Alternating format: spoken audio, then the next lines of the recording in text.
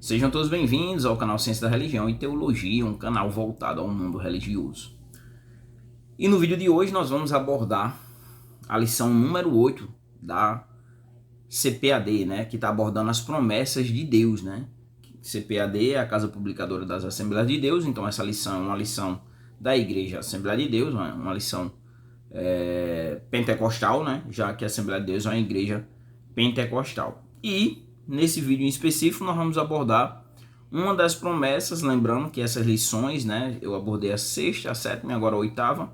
Vou tentar abordar as anteriores e as posteriores gradativamente. Lembrando que essas lições, cada abordando as promessas, elas estão dentro da temática da própria lição, que o objetivo seria abordar as promessas de Deus, né? Todas as promessas, algumas promessas, na verdade, não todas, mas algumas promessas, fazendo referência às promessas que Deus fez para o seu povo, para aqueles que o servem, para aqueles que creem nele como o seu Senhor. Nós vamos seguir um esquema, inclusive, de uma obra que eu estou lendo, inclusive, que é essa obra aqui, do Greg Walliston, né? Que é as 50 verdades. Eu segui esse roteiro aqui, então não segui o roteiro da lição. Da lição só peguei o tema para a gente fazer uma abordagem. Então, nós vamos abordar a introdução, né? E aí os temas principais, as passagens chaves. Posteriormente, nós vamos entender a doutrina, né? E aí as afirmações principais que são feitas a partir dessa doutrina, como também quais são as bases bíblicas, né?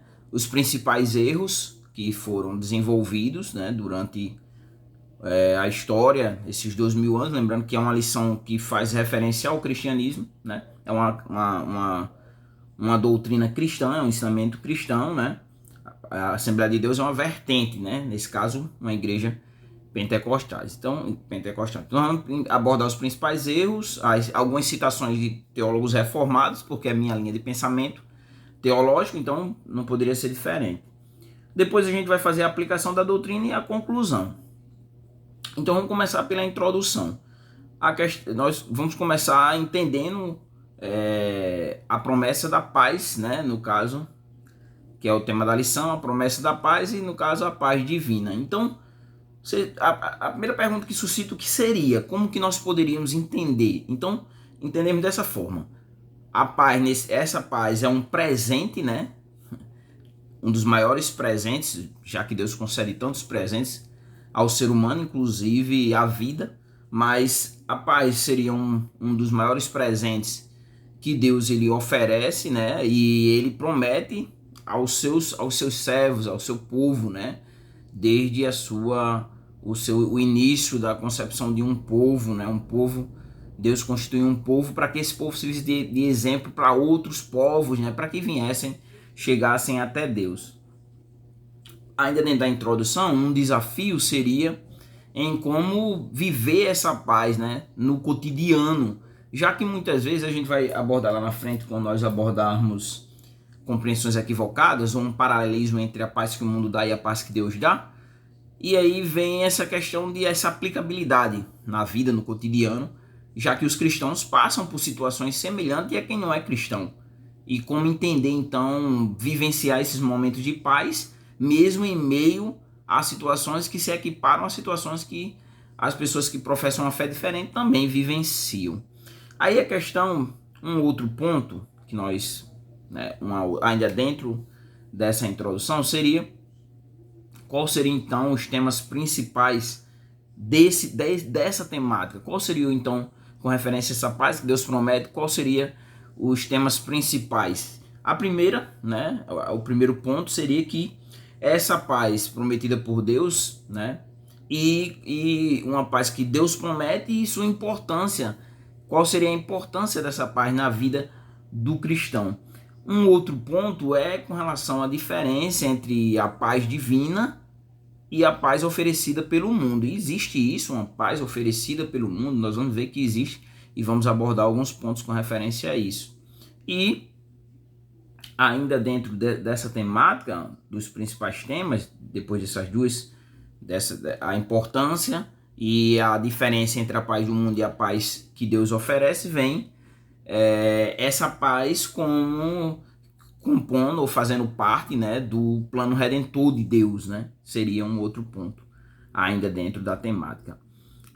Toda doutrina, tudo que você for ensinar, você que é cristão, né, ou você que não é cristão e quer entender como que os cristãos eles fundamentam a sua compreensão, cosmovisão, né, o modo de pensar, a ortopraxia cristã do seu dia a dia, tem uma relação direta com os textos da Bíblia. A Bíblia é a base para esse cristão.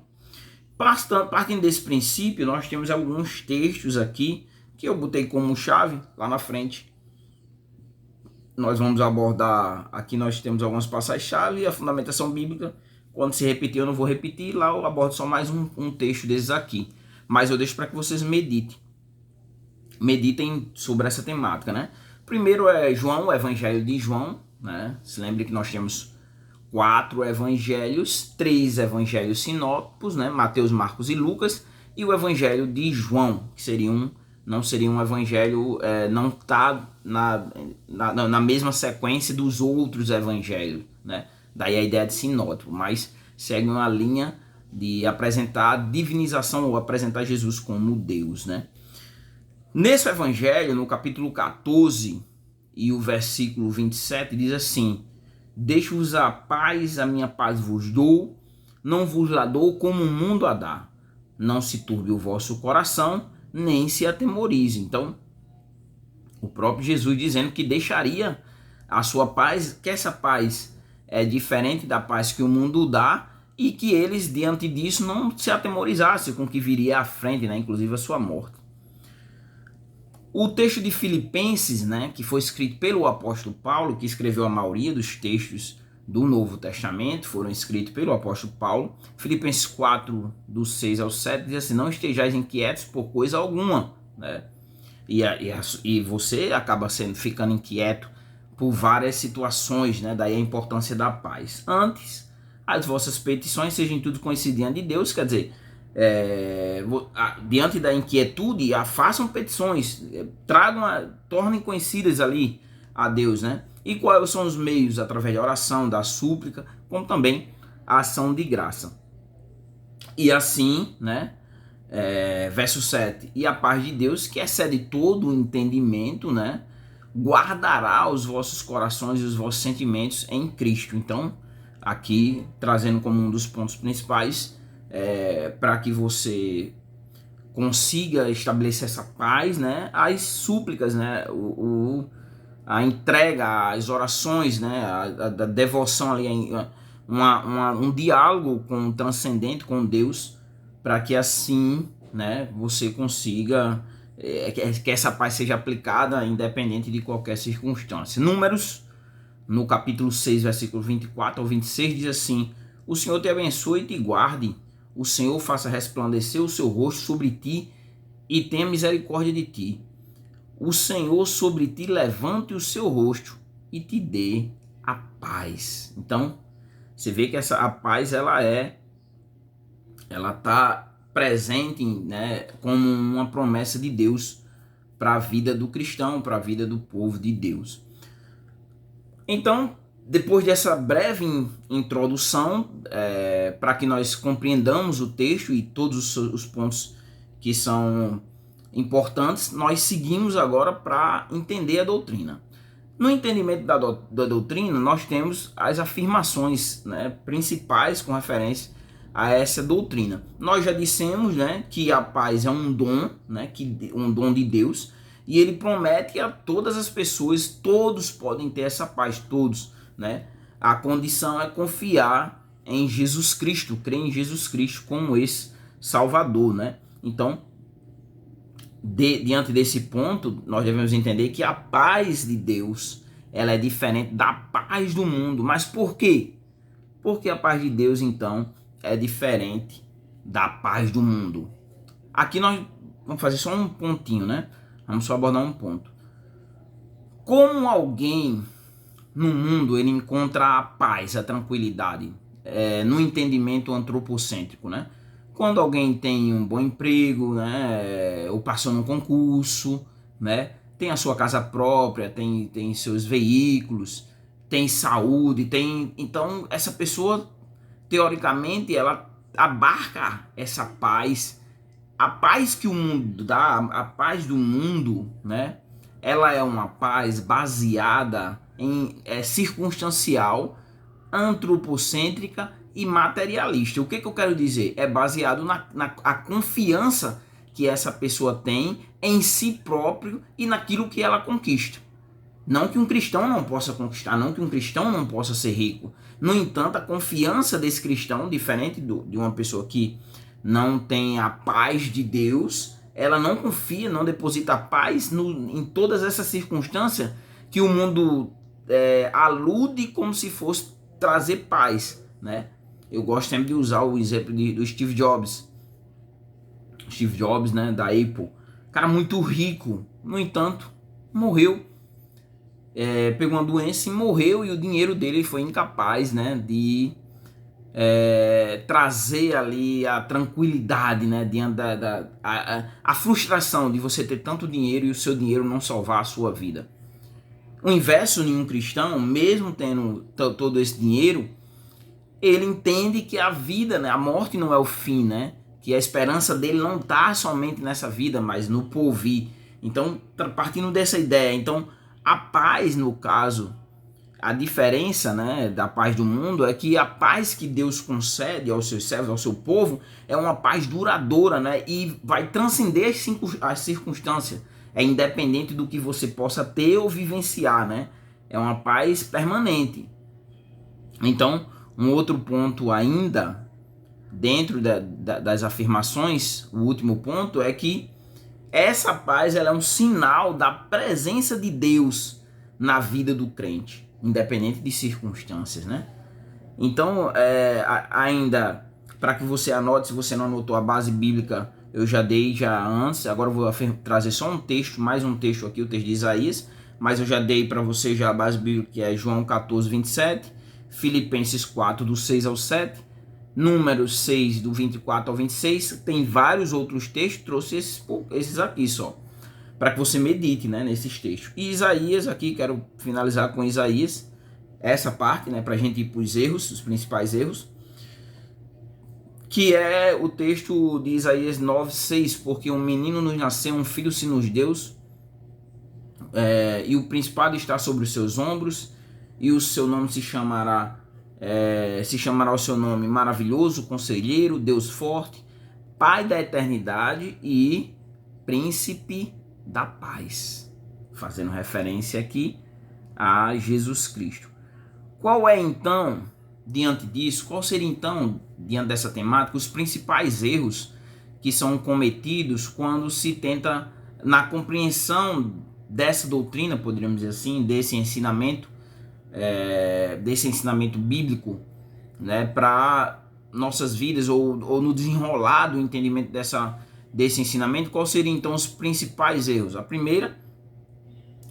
principal erro e que leva muitos cristãos a questionarem Deus, seria confundir exatamente a paz de Deus, né, com a ausência de problemas ou mesmo de conflitos. Então, essa paz, ela não isenta, como eu falei, de você morrer, de você sofrer um acidente, de você ficar pobre. Muitos cristãos do Rio Grande do Sul, com a enchente que houve lá, perderam tudo e eram cristãos e criam em Deus. E aí, agora, né? Então a paz deles acabaram porque eles perderam tudo que tinham, ou porque está com câncer, ou porque está passando por alguma situação adversa. Então, quando se compreende que a paz seria uma ausência de dificuldades existenciais ou mesmo conflitos humanos, né, é um erro. Aqui nós caímos em um dos erros na interpretação dessa temática. Outro ponto seria buscar a paz em fontes mundanas, né, e temporais. Então seria assim o cristão ele depositar a sua paz na influência social que ele tem, ou mesmo política, que vá de presentes, ou mesmo vai trazer para ele alguns benefícios, né? Um outro ponto seria essa paz mundana e temporária está baseada nos seus bens materiais, ou mesmo no seu antropocentrismo, essa confiança naquilo que a pessoa é ou naquilo que a pessoa tem. O terceiro ponto, ainda dentro dos principais erros, é negligenciar a importância da oração. Nós vimos lá em cima o texto, né, de que devemos apresentar a Deus todas as nossas dificuldades, todas as nossas angústias, né? Então, um outro ponto é essa negligência diante de situações difíceis, tentar resolver pela sua própria força, muitas vezes, algumas questões existenciais que está tirando a sua paz, ao invés de muitas vezes você levar ali a Deus ali esses problemas, essas adversidades, essas questões em oração, né? E também negligenciar a comunhão que você deve ter com Deus para manter essa paz, né? Você tá em todo tempo em contato com Deus e saber que todas as coisas ela coopera para o bem daqueles que o amam. E um desses problemas é, inclusive, né, nessa negligência, você acabar negando a fé, por exemplo, para manter uma posição social ali diante das pessoas. Você nega a sua fé porque a sua fé vai de encontro, né, a muitas questões que está envolvido ali no seu cotidiano, né, na sua vida, no seu modo de viver, trabalho, faculdade, né, ou mesmo convívio social ou familiar. E muitas vezes, para manter essa paz, você negligencia sua comunhão com Deus, né, para que você mantenha essa paz. E muitas vezes, infelizmente, né, no mundo teremos aflições, mas tendo bom ânimo. Jesus disse: se alguém quiser vir após si, negue-se a si mesmo, tome a sua cruz e siga. Que adianta o homem ganhar o mundo inteiro e perder aquilo que tem de mais precioso, que seria a sua alma. Então, um outro ponto é exatamente esse, né? Negar a fé para manter a posição, ou mesmo negociar a fé por barganhas de Satanás, né? E nós temos o exemplo do filho pródigo, né? Comendo bolotas de porco porque tentou seguir um caminho que era totalmente contrário ao projeto de Deus em sua vida. Com referência como alguns grandes teólogos, para mim no meu caso, teólogos reformados, né, eles pensaram ou eles expuseram a sua compreensão dessa doutrina. Eu trouxe aqui alguns, né? João Calvino, como sempre começo por ele, né? A verdadeira paz é aquela que reconcilia com Deus, que nos reconcilia com Deus. Então, qual é a verdadeira paz na compreensão do Calvino? É aquela que reconcilia o homem com Deus, né? E que aqui, através disso, dá a certeza da sua graça, né, em nossas vidas, né?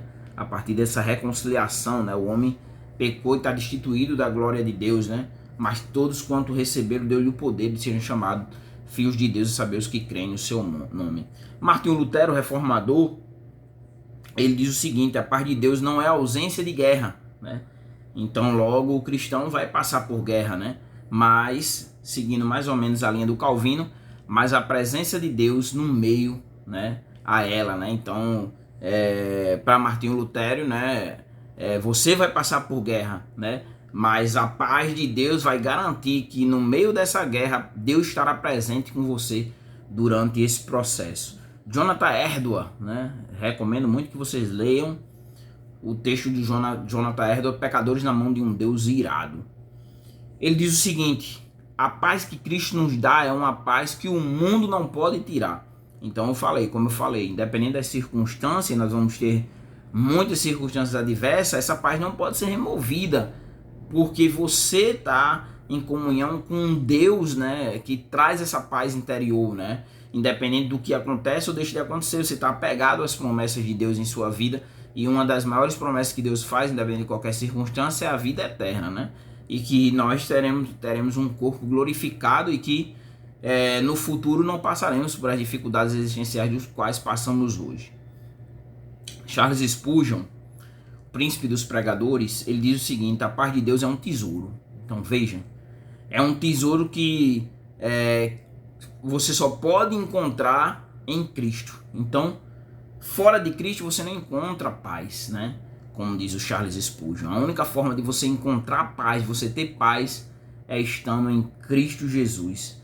E a última citação que eu vou trazer aqui é do John Owen, e ele diz assim: a paz de Deus guarda os nossos corações e mentes em Cristo Jesus, mesmo nas tempestades da vida. Então, mesmo nas tempestades da vida, essa paz vai guardar os nossos corações e mentes, né? Isso focado em Cristo, né? e nós vamos passar por essas tempestades. Diante disso, como é que nós podemos então aplicar? Eu já dei várias aplicações aqui durante o processo do vídeo, mas como que nós podemos então, qual aplicações nós podemos trazer para nossas vidas, né? Você deve levar, nesse caso você que é professor, para os seus alunos. A primeira é de você incentivar a prática da oração, né? E também da leitura da Bíblia, né? Você ora, tem essa comunhão com Deus, você lê a Bíblia, vê que outros personagens bíblicos passaram por dificuldades semelhantes e o que a Bíblia recomenda diante dessas situações, né? E aí você, nesse contato com Deus e através desse diálogo com Deus e se aprofundando cada dia mais no centro da vontade de Deus que se encontra na Bíblia, logo essa paz vai ser sempre permanente em sua vida. Então você deve incentivar, né, os seus alunos, você que é professor ou você que é aluno, deve buscar cada dia mais a prática da oração e da leitura da palavra de Deus, que isso vai conduzir você a ter cada vez mais paz, que a paz não se ausente de você. Um outro ponto, né, uma outra aplicação é que esse ensinamento ele promove a confiança em Deus em todas as circunstâncias, né? Como eu falei, a paz que Deus nos dá não é ausência de dificuldades, conflitos, guerras, problemas, enfermidades e tudo mais, né? Então, essa doutrina deve levar você a uma confiança maior em Deus, mesmo em meio a circunstâncias difíceis. Com isso, você vai reconhecer exatamente que essa paz divina ela vai transcender todos os problemas que você possa ter, todos esses problemas terrenos, né? Todos os problemas que a vida pode trazer diante de você, diante da sua vida. Inclusive agora você pode estar passando por um momento que você, caramba, eu não tenho paz. E aí eu estou dando aqui o caminho, né? Oração, leitura da palavra, confiar em Deus, depositar sua confiança em Deus, se voltar para Ele, né? E entender que isso coopera para o seu bem. O terceiro ponto, ainda dentro da aplicação, é que esse ensinamento ele vai encorajar você a buscar paz com os outros também, né? Nós devemos seguir a santificação, né? Cada dia mais buscar a santificação, né? Que é o processo do qual você não se qualifica, mas você se aproxima mais de Deus, se torna mais parecido com Cristo, né? Até a glorificação, até quando você vai ter o seu processo, né, completo, né, na glorificação. Então, nesse processo, você deve buscar também a paz com os outros, né? Essa comunhão, né? A comunhão com os irmãos, a comunhão com as pessoas, claro, né? Nem sempre a gente vai viver em paz com todo mundo, mas se permitir que essa paz ela seja refletida na vida de terceiros, né? Na vida daqueles que não conhecem a Jesus, na vida daqueles que conhecem a Jesus, muitas vezes tem uma vida atribulada, então você deve transmitir essa paz, né? E exatamente através do exemplo de Cristo, apresentando o exemplo de Cristo, né? Então, esse terceiro ponto é que nós devemos encorajar a busca pela paz com os outros, né? Seguindo exatamente o exemplo de Jesus Cristo. Assim nós chegamos à conclusão. O que nós então concluímos diante de tudo o que foi dito? Primeira coisa é que a paz prometida por Deus é um dom precioso, né, que nos ajuda a enfrentar as dificuldades da vida.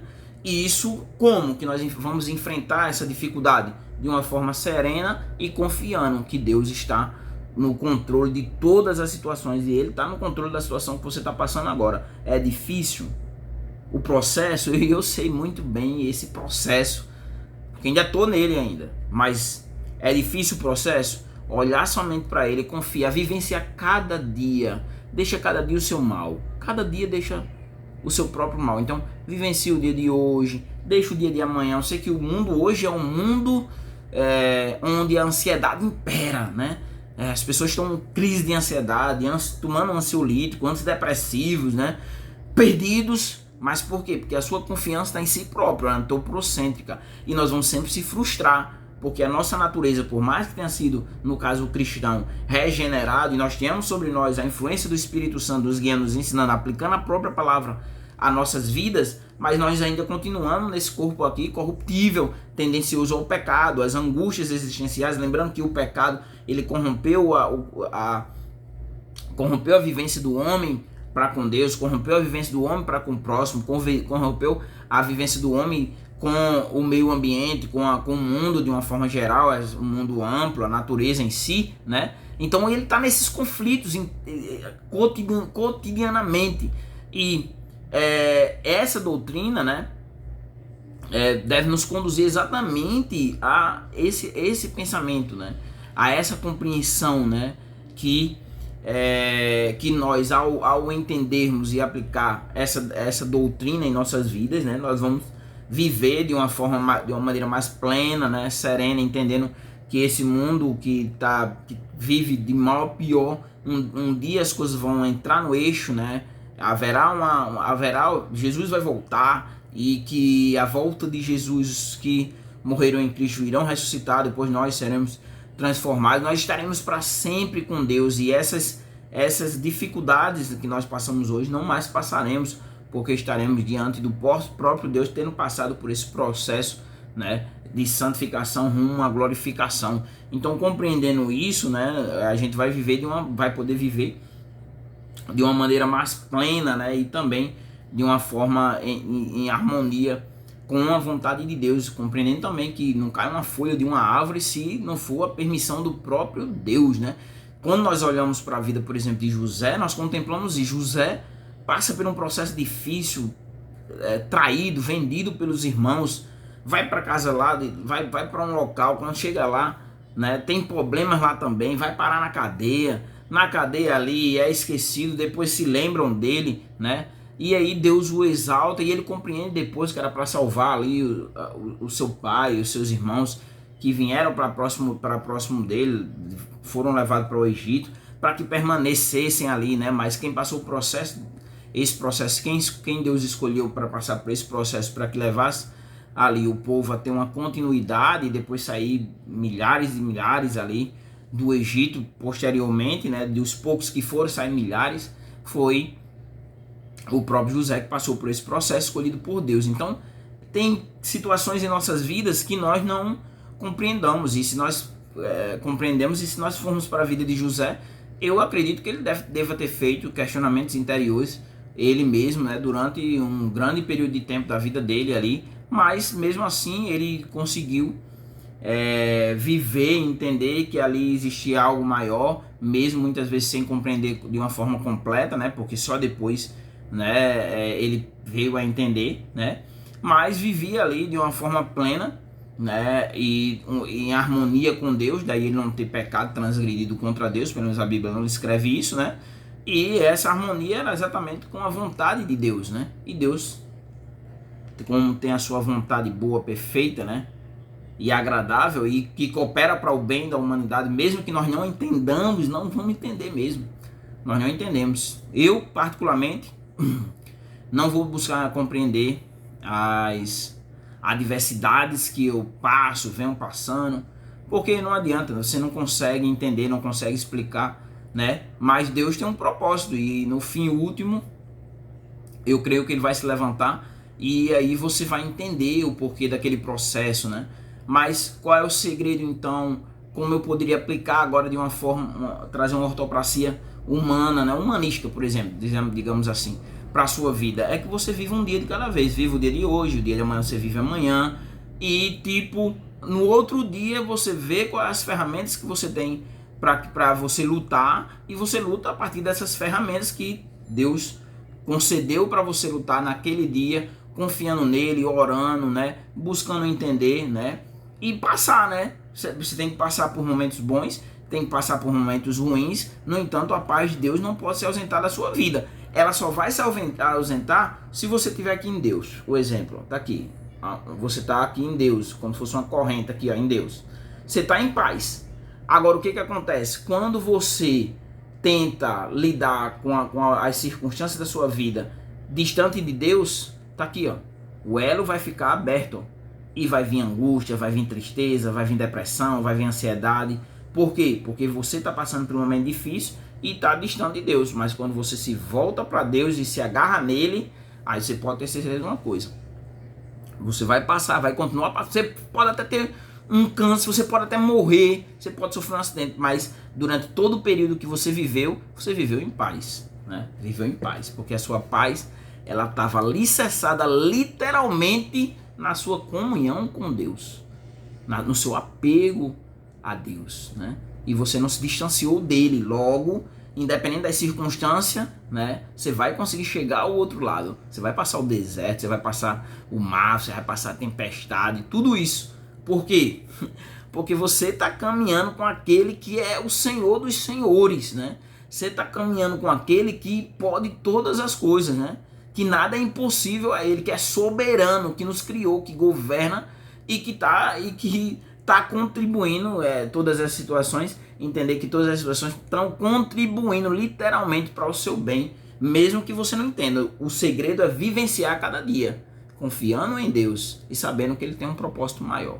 Então é isso, que Deus possa abençoar a sua vida e que você possa aplicar isso aí, todos esses ensinamentos na sua sala de aula, se você é professor, se você é aluno, né? Eu espero ter contribuído para com o seu conhecimento sobre essa temática, né? Não ficar só preso à lição, mas aprofundar um pouco o tema.